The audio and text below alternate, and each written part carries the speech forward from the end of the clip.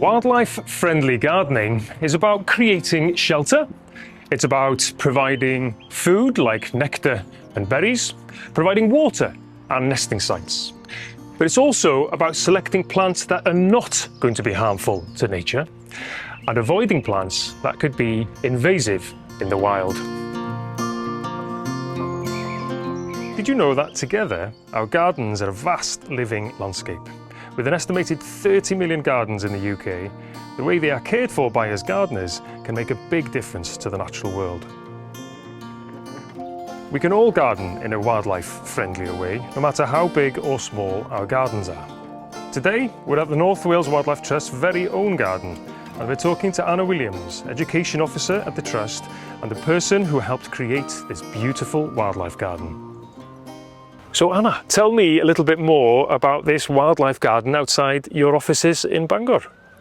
Well, we started it in 2017 and we made a plan, made a design together with volunteers and some staff. But how does one go about creating a wildlife garden in the first place?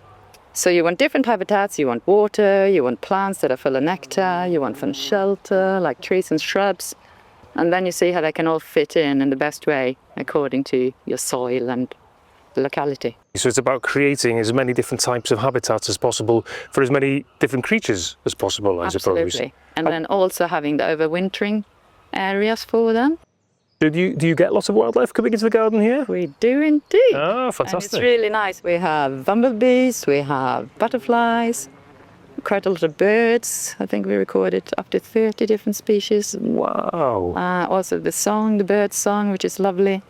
So it's a great place, not just for wildlife, but for the staff of the trust. Okay. So they can come out at lunchtime and sit and chill in the garden and enjoy a bit of wildlife. Yeah, well, it looks like a wonderful place to come and relax during your lunchtime, doesn't it?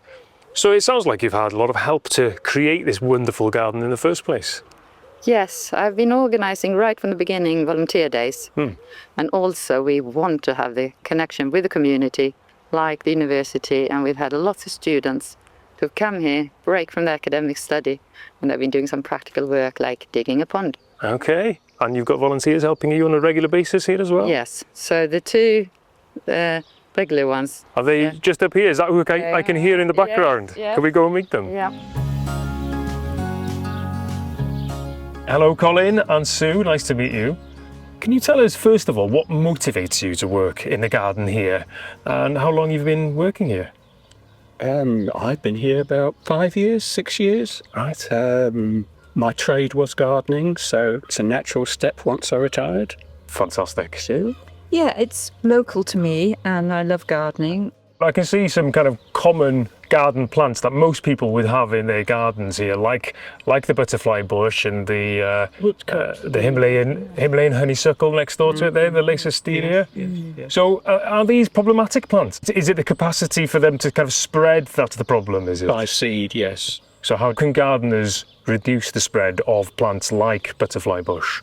Well, just keep them in check, really. Just need to make sure you're getting rid of the brown, unsightly. So when they finish flowering, Yeah, just get rid of those seed heads. stop them seeding freely. This is an urban setting. You know, you can't control what people grow in their garden. You just got to control them when they come to yours. So it's the idea of managing some of the plants and stopping their spread Yeah, I mean, in your own garden, but beyond the garden boundary as well. you've got some responsibility as well for what happens outside your garden.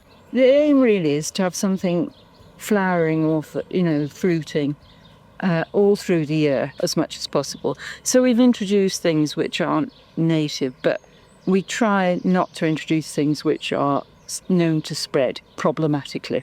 Yeah, no, gardeners have a big responsibility.